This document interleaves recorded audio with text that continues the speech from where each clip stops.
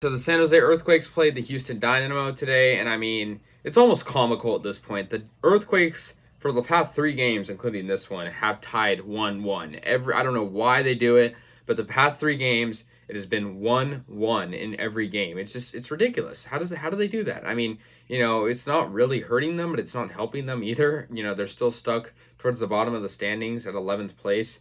And I mean, I guess they get the points, but still, I mean, the Seattle Sounders have 32 points. We have 14. So just to put it in perspective, a red card was issued in this game, so definitely not a good look for that. It was a pretty good game in terms of competitiveness. The red card was issued in the middle of the game to Carlos Fierro of the Quakes.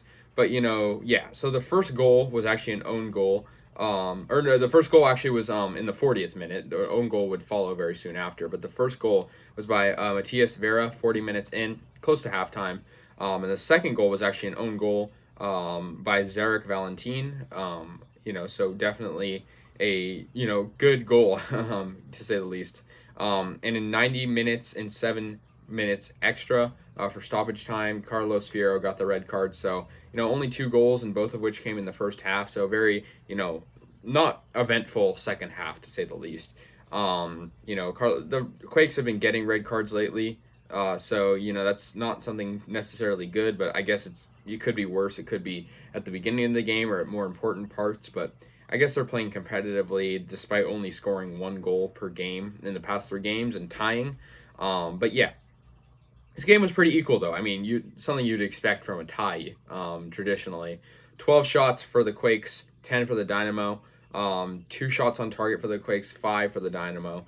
So I guess it goes to show that there was good goalie work for the Quakes in this one. Possession was all Quakes. I mean, it was 65% to 35%, so a pretty drastic difference. Passes was about 230 more about for the Quakes. They had 480. The Dynamo had about 250. Pass accuracy was better for the Quakes. They had less fouls than the Dynamo, 12 to 19. Less yellow cards. Obviously, they had more red cards, obviously, but that's beside the point. They had less corners, but looking at these statistics, one might think that the Quakes would be the better competitor in this game, but they clearly weren't because both teams were slow offensively and they almost looked sluggish. But good goals, from both teams that scored, which was, just 1 goal apiece. But yeah, that's pretty much it. 1-1 tie. They're going to play the Seattle Sounders, who are, obviously the best right now. And that'll be, like next week. So they have a lot of time to prepare. But yeah, we'll see what happens. And yeah, see you guys later. Go Quakes.